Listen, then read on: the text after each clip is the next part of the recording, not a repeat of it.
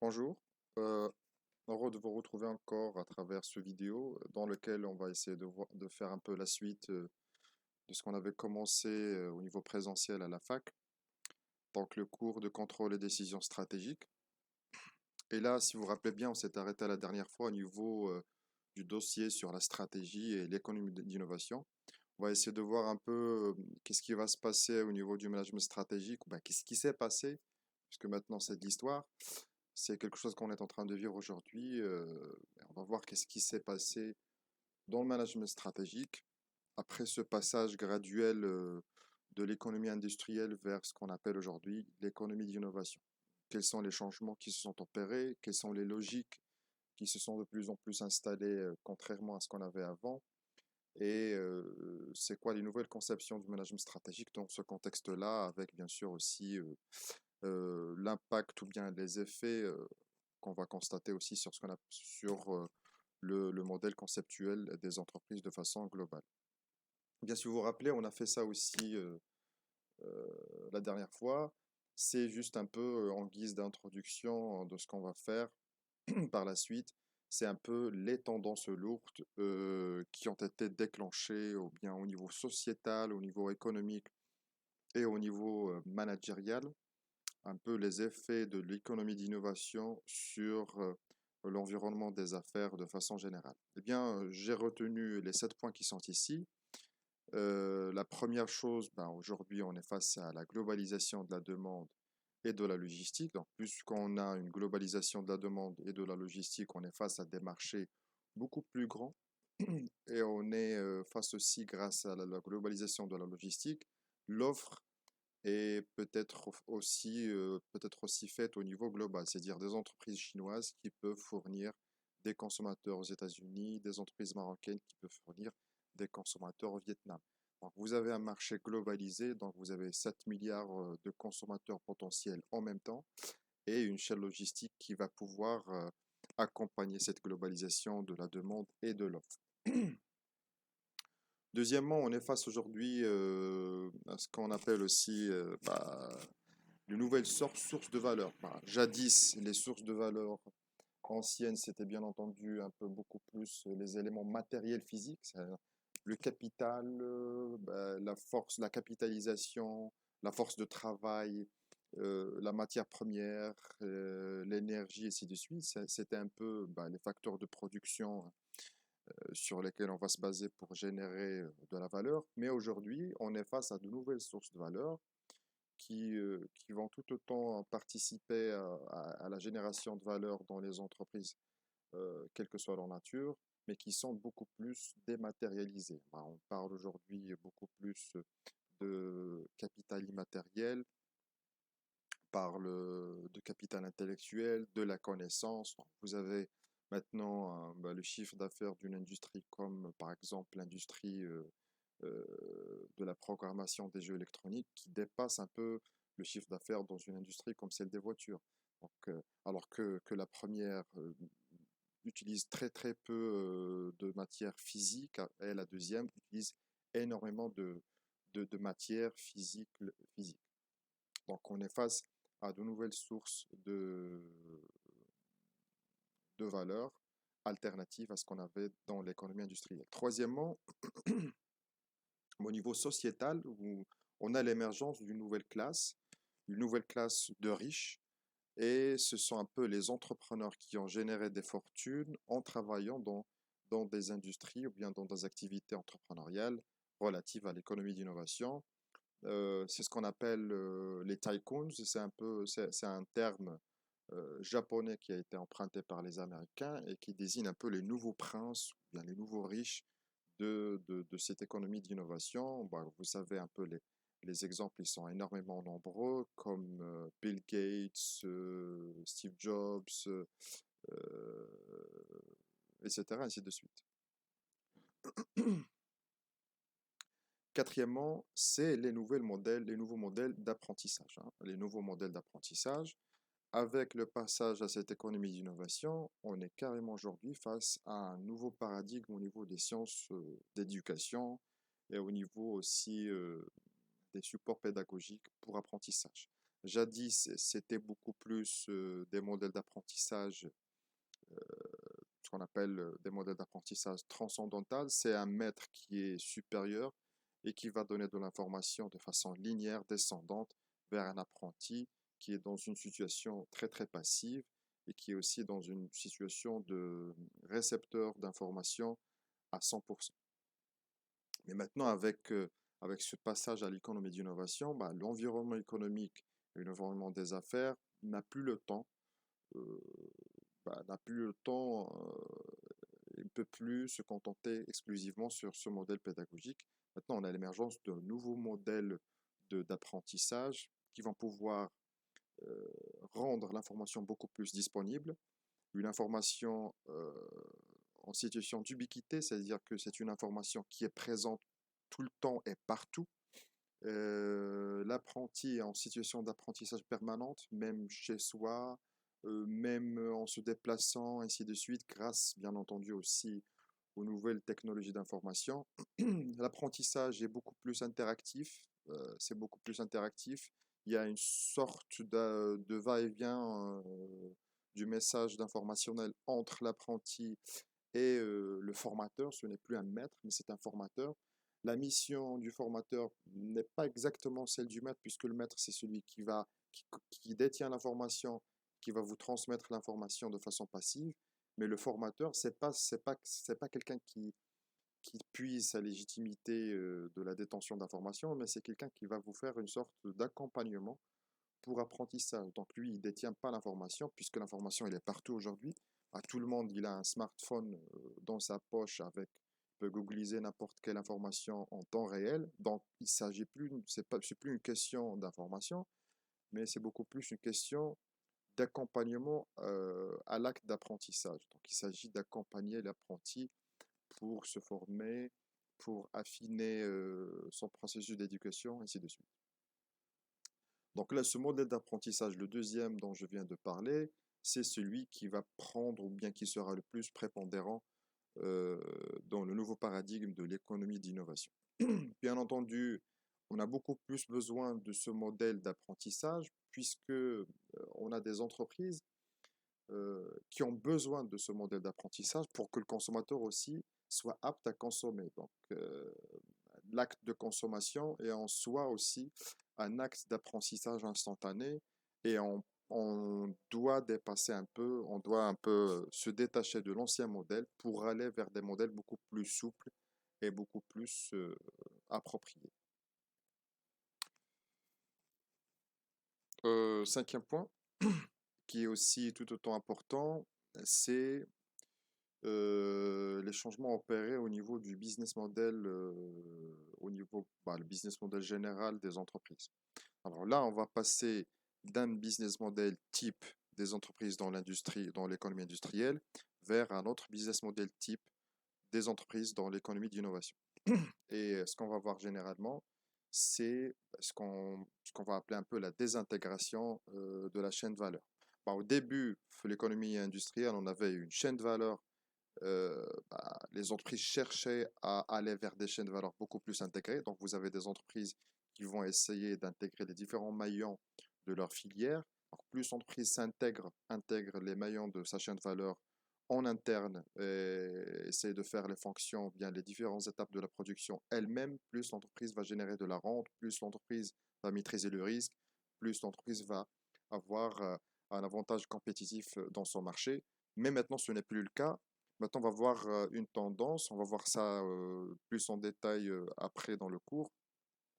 On va voir des entreprises qui vont aller au contraire vers le crowdsourcing, c'est-à-dire qu'ils vont essayer au maximum de sous-traiter et d'externaliser les différentes parties de leur chaîne de valeur et de se concentrer exactement sur leur cœur de métier. Enfin, c'est la tendance au niveau de l'économie d'innovation. Cette tendance s'explique en fait par deux choses. Premièrement, par la facilité de l'exécution de la chose. Donc, c'est beaucoup plus facile aujourd'hui de faire du crowdsourcing de façon massive, puisque les entreprises, on a une, euh, bah, une abondance d'informations en temps réel avec les technologies d'information. La chaîne logistique globale, la chaîne logistique globale est beaucoup plus performante. Donc, c'est possible de faire de la sous-traitance dans les quatre coins du monde, ce qu'on avait dit tout à l'heure au niveau du premier point, et au niveau du premier point, mais aussi la complexité de la demande. On est face aujourd'hui à une demande beaucoup plus complexe. C'est ce qu'on va voir dans le sixième point aussi. Bah, nous avons un consommateur, je passe maintenant au sixième point, nous avons un consommateur qui est beaucoup plus exigeant, qui est beaucoup plus demandeur, qui a, bah, on va dire, des caprices de consommation très très particuliers et l'entreprise a besoin de suivre un peu ces tendances au niveau marketing. Donc, ils ne peuvent plus tout gérer, ils vont se concentrer sur leur cœur de métier et sous-traiter le reste à travers des cahiers de charges très très pointus. Donc là, pour accompagner cette complexité de la demande, les entreprises vont opter essentiellement, ça sera un peu la tendance, vont opter essentiellement à cette logique d'externalisation massive. Je viens de parler aussi du pouvoir du consommateur. Donc, on a un consommateur, bah, ça s'explique, un consommateur très exigeant et très volatile, avec une demande très particulière et très complexe. Ça, en fait, ça s'explique avec, au niveau anthropologique et au niveau sociétal de façon générale, puisque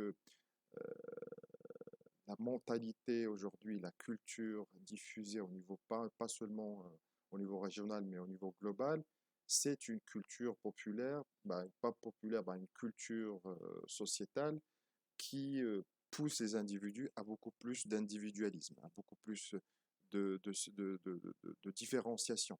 Bah, les individus, vous avez maintenant, avant, c'était pas le cas, c'était de la consommation de masse, c'était le temps des grands discours, ce qu'on appelle le temps des grands discours, des discours qui vont on va dire, façonner la vision du monde des gens. Bah, c'était le temps du socialisme, c'était le temps bah, des idéologies, ainsi de suite. Et là, vous avez des visions du monde de masse. Par contre, maintenant, on va passer vers la fin, bah, ça on l'a déjà vécu, la fin des grands discours. Il n'y a plus d'idéologie de masse, il n'y a plus d'idéologie de masse, que ce soit au niveau social, politique bah, ou autre. Bah, on est face aujourd'hui à des discours beaucoup plus infracommunautaristes, individualistes, ainsi de suite. Ça se voit extrêmement bien au niveau vestimentaire ou bien au niveau de la mode. Vous avez aujourd'hui des stylistes de mode qui vont faire des modèles d'habillement spécifiques pour des habitants d'une ville, voire des fois des habitants d'un quartier. Ce sont des phénomènes qu'on voit aujourd'hui dans des villes comme Berlin, en Allemagne, à London, en Angleterre, ainsi de suite. Donc là, la logique, ce qu'il faut retenir ici, c'est qu'on va beaucoup plus vers une individualisation de la demande et aussi une complexification de la réponse au niveau des entreprises. Les entreprises ont du mal maintenant à répondre à cette tendance d'individualisation de la demande. C'est pour cela qu'ils vont opter pour un certain nombre de choix au niveau marketing, au niveau stratégique, au niveau production, ainsi de suite. Euh, Dernier point pour traiter cette question des tendances lourdes générées par l'économie d'innovation, c'est les changements qui ont été opérés au niveau gouvernance, au niveau de la gouvernance. Bah, grosso modo, ce qui va se passer, c'est qu'on va passer, puisqu'on passe d'une intégration de la chaîne de valeur vers une désintégration de la chaîne de valeur, eh bien, on va assister à la naissance ce qu'on appelle des clusters et des groupes de production, des communautés d'entreprises, hein, des communautés d'entreprises qui vont se structurer autour des réseaux d'entreprises, qui vont se structurer autour d'un marché spécifique. Eh bien, avec cette désintégration, on va faire appel à des mécanismes de gouvernance externalisés aussi en réseau. C'est des instances de gouvernance qui vont gouverner un peu des réseaux d'entreprises et non pas en intra-entreprise. Ça sera à l'extérieur de l'entreprise et non pas à l'intérieur de l'entreprise elle-même.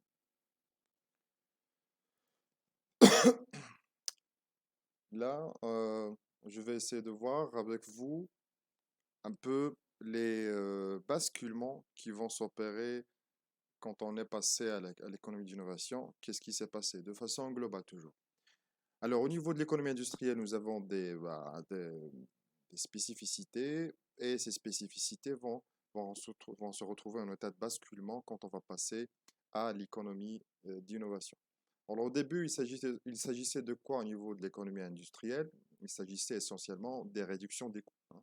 Réduction des coûts qu'on va essayer de chercher avec l'intégration. Les entreprises vont essayer au maximum, le souci principal des entreprises, c'est d'aller vers la réduction des coûts. Et cette réduction de coûts, les entreprises pensaient qu'ils pourraient, effectivement, ils le faisaient. Ils le faisaient en faisant de l'intégration des différents maillons de la chaîne de valeur en interne. Mais maintenant, ce ne sera plus la logique. La logique maintenant, c'est de faire de l'externalisation. C'est ce qu'on vient de présenter tout à l'heure dans le diapo de tout à l'heure. C'est d'aller vers plus de flexibilité. Donc, mon point fort ici, c'est de ne plus réduire des coûts. Ce n'est pas ça l'avantage compétitif ou bien l'avantage stratégique central. C'est de ne pas aller vers la réduction des coûts et la production de masse et aller vers l'économie d'échelle, mais d'aller vers la flexibilité. Et ça se dicte, ça s'explique essentiellement vers le changement dans le comportement du consommateur. Le comportement du consommateur au début, c'était une demande standard, donc on pouvait aller vers la standardisation de la production, mais maintenant on ne peut plus aller vers la standardisation de la production. On doit aller vers la différenciation de la production et la customisation de l'offre. Donc on a des produits qui sont spécifiques à une petite communauté de consommateurs. Donc, l'entreprise va essayer de chercher la flexibilité et non pas la production, ou non pas la réduction des coûts. Et ça se retrouvera essentiellement par ce qu'on avait dit, l'externalisation. Alors, deuxième basculement de logique, c'est qu'au début aussi, au niveau de l'économie industrielle, on allait essentiellement vers la localisation géographique et des produits standards, hein. Donc, les entreprises étaient essentiellement localisées géographiquement. Donc, là, au lieu de chercher la large localisation géographique sur un marché et d'offrir un produit standard, les entreprises vont passer maintenant à un produit sur mesure, sans une large localisation géographique, mais avec une forte présence online, hein. Ça sera un peu le contenu, la gestion de contenu des produits au niveau sur Internet. Il y aura tout ce qui est aussi, qui va suivre tout ce qui est e-réputation, la gestion de contenu. Les entreprises vont de plus en plus recruter des YouTubers, des gens qui vont faire du commentaire sur Facebook, sur Instagram, etc. Donc, ça sera plus une question d'omniprésence online que de présence géographique. Donc, ça, c'est un peu aussi un basculement important vers l'économie d'innovation. Troisième basculement, c'est un peu l'hypercompétitivité au niveau de l'économie d'innovation.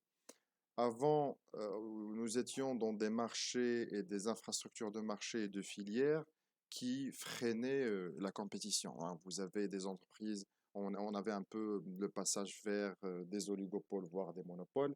C'est des structures de marché qui vont freiner la compétition, des entreprises qui sont de grande taille qui vont dicter leurs lois dans le marché. Ça sera plus possible maintenant avec l'économie d'innovation puisqu'il s'agit de la présence online. Donc, on sera beaucoup plus vers des marchés où on a une offre relativement facile à faire, une compétition extrêmement exacerbée, puisqu'on a, avec la tendance de création d'entreprises massives, de l'entrepreneuriat, l'acte entrepreneurial est beaucoup plus facile à faire et beaucoup plus facile à exercer. Il y aura tout le monde qui va tenter de faire, de créer son entreprise online et de faire partie de la compétition qui sera extrêmement, qu'on aura une explosion de compétition dans les marchés.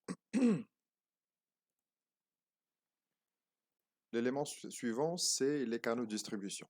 Alors, plus on va vers l'économie d'innovation cette fois, plus on va voir la multiplication des canaux de distribution des entreprises, hein. On a un large choix de produits avec une multitude de canaux de distribution. Vous avez l'exemple, par exemple, vous avez l'exemple des films, les films avant, bien les gens qui veulent voir des films avant, seul moyen de voir un film au début, c'était d'aller au cinéma. Un seul canal de distribution, c'était d'aller dans des salles de cinéma au début. Après, vous avez des chaînes télévision spécialisées qui vont diffuser des films en continu. Et plus on va vers le online, vous avez maintenant des plateformes, des clubs. Bah, après, on est passé au CD-ROM et clubs de location, pas de location, des clubs de films.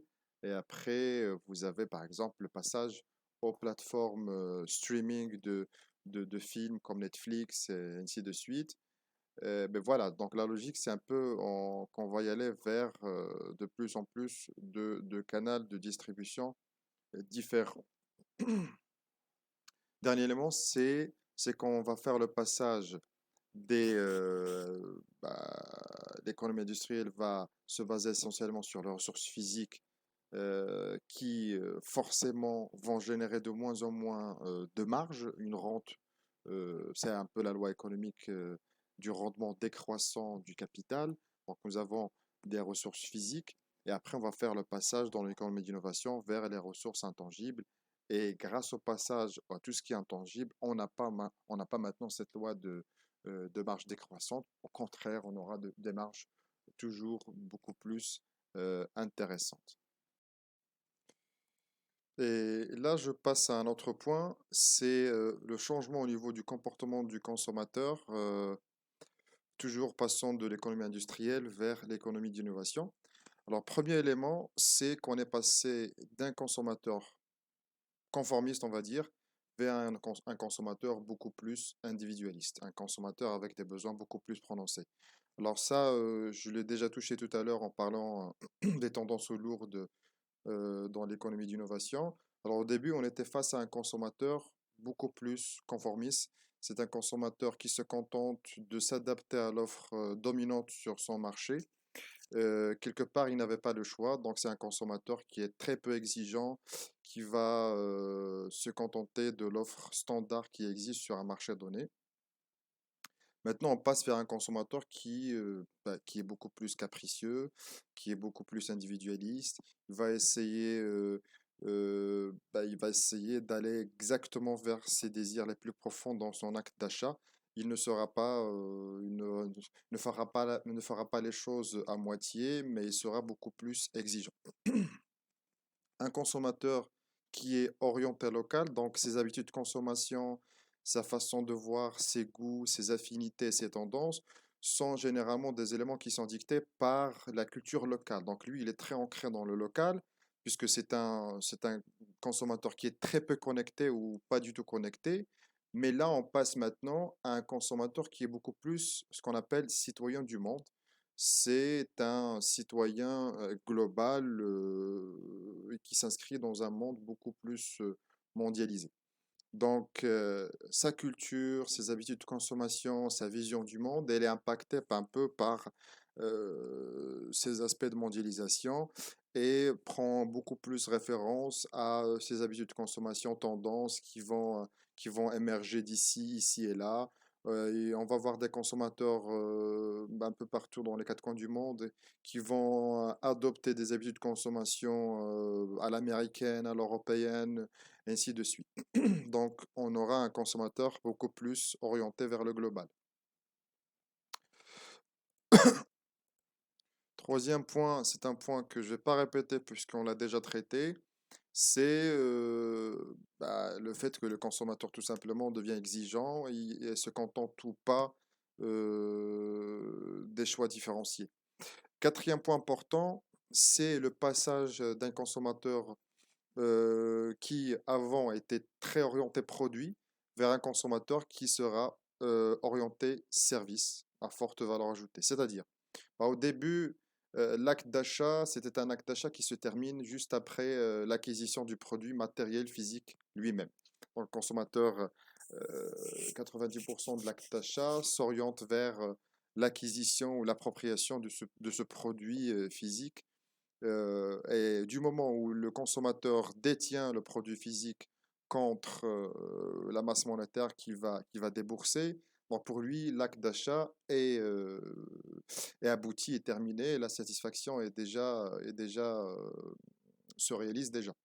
Maintenant, le consommateur de l'économie de l'innovation, pour lui, la logique ne se fait pas de la même façon. C'est un consommateur qui va, dans l'acte d'achat, est beaucoup plus étalé.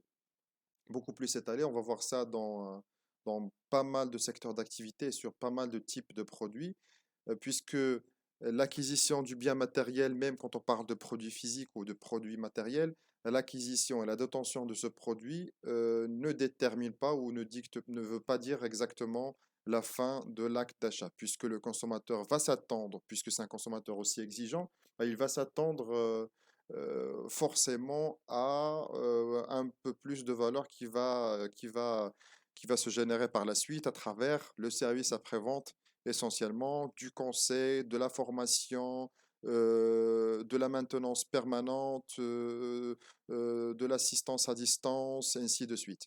Donc, l'acte d'achat ne se termine qu'après la consommation totale du produit. Donc, on a toujours la vente du produit qui va s'accompagner par beaucoup de services qui vont suivre après. C'est pour cela qu'aussi, on a parlé tout à l'heure de la désintégration de la chaîne de valeur. Eh bien, on est face aujourd'hui à des entreprises ou de champs d'activité où les entreprises vont se concentrer essentiellement sur cette orientation client. Donc, ils vont plus intégrer les fonctions, les différentes étapes dans la filière ou dans la chaîne de valeur. Ils vont externaliser l'essentiel de cette partie, mais ils vont garder deux choses essentielles. La première, c'est leur cœur de métier. Le cœur de métier, ils vont le garder, premièrement. Et deuxièmement, c'est le service après-vente et l'accompagnement du client, tout ce qui est ces aspects marketing de Customer Relationship Management. Ces aspects, les entreprises vont les garder en même temps qu'avec le cœur de métier. Étant donné que ces aspects d'accompagnement du client après l'acte d'achat deviennent de plus en plus des éléments décisifs dans la satisfaction client et dans l'acquisition des parts de marché. Voilà. Donc, point suivant, c'est un peu la même chose. Il y a ce qu'on appelle maintenant le concept de consomme-acteur pour signifier un peu, pour faire allusion à cet acteur, consommateur qui est en même temps acteur dans la conception et dans tout le processus de création d'achat. Donc, dans tout le processus de création d'achat, le consommateur n'est plus quelqu'un de passif qui va rester dans sa position de façon passive à attendre l'arrivée du produit qu'il désire contre de la valeur monétaire. Mais le consommateur, on va trouver cette tendance dans pas mal de secteurs d'activité. On va trouver le consommateur qui va intervenir, mais de façon permanente dans les différentes étapes du processus de création de valeur, voire même parfois même au niveau du design du produit, de la finition du produit, de la conception du produit, jusqu'à la customisation spécifique par rapport à ses propres affinités. Mais grosso modo, c'est pour que les entreprises puissent offrir ou bien donner des propositions de produits ou d'offres très spécifiques. Eh bien, les entreprises vont de plus en plus imaginer des façons à ce que le client participe le plus possible et le plus tôt possible dans le processus de conception du produit. À titre d'exemple, vous connaissez maintenant, par exemple, chez Decathlon, la plateforme Oxelo. C'est une plateforme qui permet, c'est en ligne, c'est une plateforme en ligne. Elle va permettre au client d'intervenir dès la conception du produit, avant sa disposition dans les grandes surfaces. Le client a la possibilité aussi de faire des propositions, d'idées par rapport à ses attentes et ses affinités, les couleurs, ça dépend que ce soit des produits pour filles ou garçons, ainsi de suite. Donc, on n'est plus face à un consommateur passif, mais c'est un consommateur actif, puisque l'environnement socio-économique le permet. C'est un consommateur averti, donc il peut se transformer en acteur actif. C'est un consommateur qui a la capacité de communiquer à travers les moyens d'information. C'est un consommateur qui n'est plus négligeable, mais qui est un élément déterminant dans l'élaboration du produit. Et finalement, c'est le pouvoir de négociation du consommateur, hein. C'est un peu la force de porteur, la troisième ou la quatrième force de porteur. Et bon, eh bien, c'est la force de négociation du consommateur qui se retrouve, mais considérablement croissant dans l'économie d'innovation. Eh bien, vous avez maintenant des communautés d'acteurs, de consommateurs, des consommateurs qui sont beaucoup plus sensibles à des questions du durable, à tout ce qui est consommation alternative, consommation de produits qui n'est pas nocif, qui n'est pas polluante, ainsi de suite. Et le consommateur va être beaucoup plus sensible à ces aspects et il sera intransigeant par rapport à ces aspects qui sont en contradiction avec ses croyances et avec ses valeurs. Eh bien, le consommateur va, grâce à ces aspects, va devenir quelque part un acteur qui peut sanctionner les entreprises au cas où ils ne respectent pas, ne respectent pas ces aspects ou bien ces exigences. Et le comportement d'achat du consommateur, quelque part, va boycotter ce type d'entreprise comme sorte de punition par rapport à la non-respect de ses valeurs à lui-même. Donc, quelque part, le consommateur acquiert du pouvoir dans l'économie d'innovation, chose qui n'était pas vraie, qui n'était pas tout à fait vraie dans l'économie industrielle. Et au fait, on va assister aussi à des comportements de consommation typiques à l'environnement d'économie d'innovation, comme par exemple euh, les consommateurs, quel que soit leur niveau socio-économique, quel que soit leur pouvoir d'achat, vont voir le consommateur de façon générale, le consommateur bien entendu de l'économie d'innovation, il va aller toujours vers l'achat intelligent. C'est un consommateur qui va aller vers les prix bas. Il sera réticent quand les prix sont généralement trop chers. Donc, même si son pouvoir d'achat est très important, on a le concept de consommateur malin. Donc, toujours, c'est un consommateur qui va essayer de chercher les achats intelligents. C'est pour cela que la pratique des soldes par les entreprises est de plus en plus stratégique dans leur politique commerciale. Il y a aussi le phénomène de ce qu'on appelle le DIU, le Do It Yourself.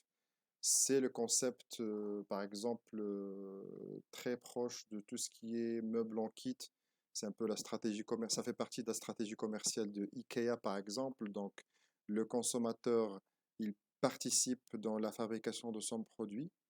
Donc, ce sont des arguments commerciaux ou bien des éléments commerciaux qui vont beaucoup plus motiver ou bien qui vont accélérer l'acte d'achat chez le consommateur moderne. Les consommateurs, on a des politiques de distribution comme les magasins discount, les ventes en privé. Les compagnies aériennes vont aller beaucoup plus vers le low cost. Donc, cette politique du low cost est aussi très compatible avec le comportement du consommateur moderne. Et on a aussi, par exemple, aujourd'hui, des plateformes Internet online. Ce sont des sites web qui vont montrer un peu pour les consommateurs les choix intelligents en fonction de leur affinité, en fonction de leur pouvoir d'achat, etc. Comme le site Selectos, par exemple. C'est un site qui va donner au prospect, ou bien au client, pardon, au client qui fait de la prospection pour son achat, il va lui montrer l'achat intelligent qui croise